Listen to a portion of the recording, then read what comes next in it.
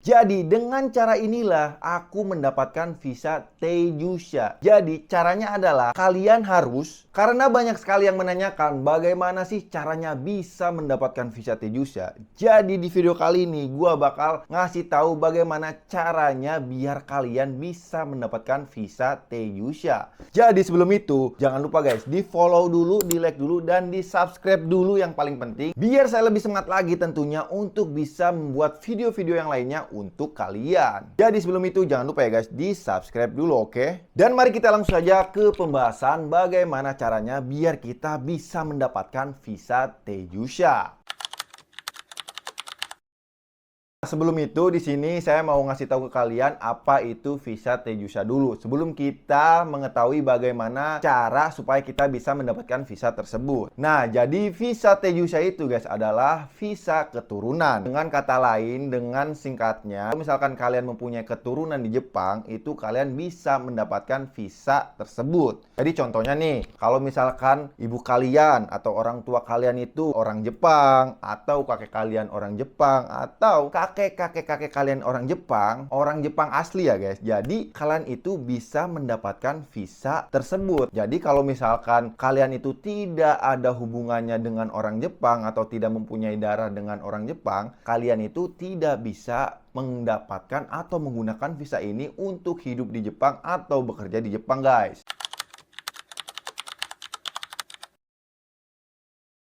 Tapi tunggu dulu guys, kalian jangan berputus asa dulu. Kan itu bisa menggunakan cara lain supaya itu kalian bisa tinggal di Jepang lebih lama dan juga mungkin bisa bekerja di Jepang dengan berpenghasilan tinggi. Nah, jadi sebelum itu di sini saya akan memberitahukan apa sih perbedaan visa Tejusha itu dengan visa-visa lainnya.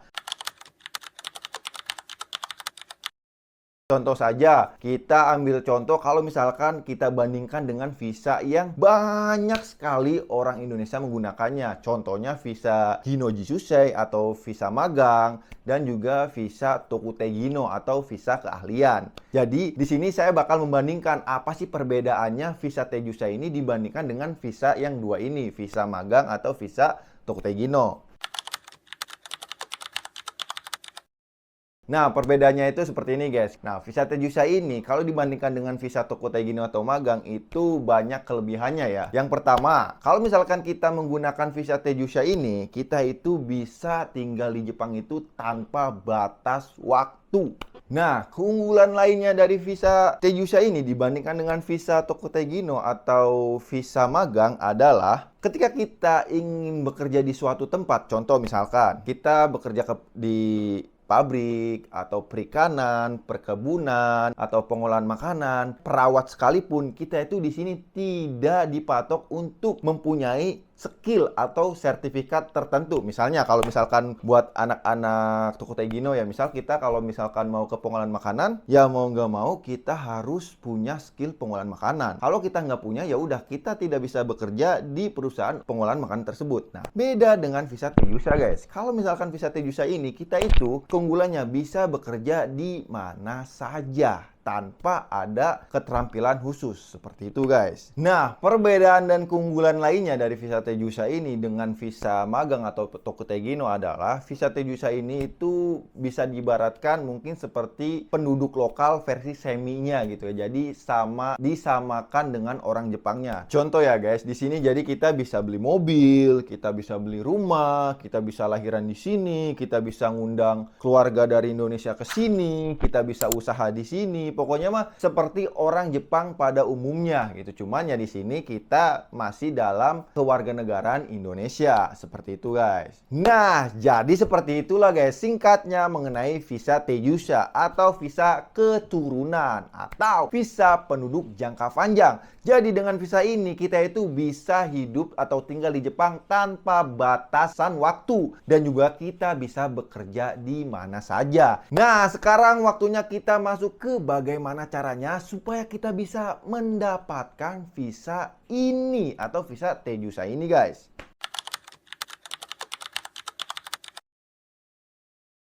Nah, caranya adalah karena visa ini adalah visa keturunannya, kalian itu harus mempunyai keturunan Jepang asli guys. Contoh, kalian itu punya orang tua Jepang, atau enggak kalian punya kakek Jepang, atau enggak kalian punya yang berhubungan dengan orang Jepang. Nah, kalian bisa menggunakan visa ini. Jadi, kalau misalkan tidak ada sangkut pautan dengan orang Jepang asli, kalian tidak bisa mendapatkan visa ini guys. Nah, yang jadi pertanyaannya adalah apakah di sini saya mempunyai keturunan Jepang, mempunyai ibu Jepang, mempunyai kakek Jepang, atau mempunyai yang berhubungan dengan orang Jepang? Nah, jawabannya adalah guys, di sini saya tidak mempunyai hubungan sama sekali tentang orang Jepang. Jadi saya di sini bukan keturunan Jepang. Tapi saya menikah dengan orang Indonesia yang mempunyai keturunan Jepang. Nah, jadi kalau misalkan kalian ingin bisa mendapatkan visa tersebut atau visa T-Jusa tersebut, kalian mau nggak mau harus menikah dengan orang Indonesia yang mempunyai keturunan Jepang. Bukan hanya orang Indonesia saja ya, bisa saja kayak orang di luar Indonesia kayak Filipina, Brazil, ataupun Vietnam, Cina, Prancis. Pokoknya orang yang mempunyai keturunan Jepang. Nah, kalian bisa mendapatkan visa T-Jusa ini. Nah, pasti kalian berpikir seperti ini kan? Ya, kalau kayak gitu pupus deh untuk saya bisa mendapatkan visa T-Jusa ini. Kalau misalkan harus menikah dengan keturunan Jepang.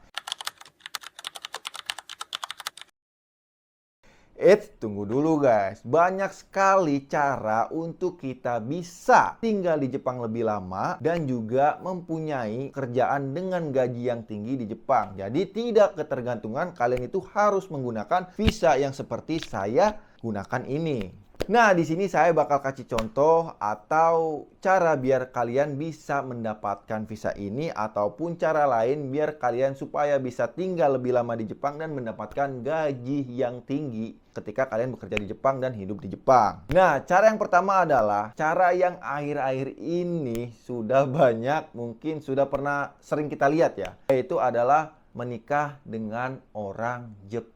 Kalau misalkan kalian menikah dengan orang Jepang, kalian itu bakal mendapatkan visa yang namanya Haijusha atau visa pasangan. Dan visa itu sama dengan visa Teijusha. Sama aja guys, gak ada bedanya. Jadi kalian bisa kerja di sini, kalian bisa tinggal lama di sini, kalian bisa beli rumah, beli mobil, dan sebagainya. Percis banget seperti visa Teijusha ya. Nah, cara yang selanjutnya adalah, atau yang kedua itu adalah kalian berstatus Tokutegino 2. Jadi, emang kalau misalkan kalian Tokutegino 2 itu kalian harus menyelesaikan masa magang, habis itu kalian upgrade ke Tokutegino 1, ikut ujian, kalian lulus, dan kalian akan mendapatkan Tokutegino 2. Nah, di Tokutegino 2 ini kalian ya bisa atau sama aja seperti visa Teijusha ini guys. Kalian izin tinggal lebih lama di sini, kalian juga bisa beli mobil di sini, bikin SIM di sini, dan itu sama aja ya guys ya. Nah, cara yang selanjutnya adalah kalian mempunyai visa Kaigo Fukushiki. Nah, teman, di sini minusnya itu kalian itu harus ujian dulu sebelum kalian mendapatkan visa tersebut.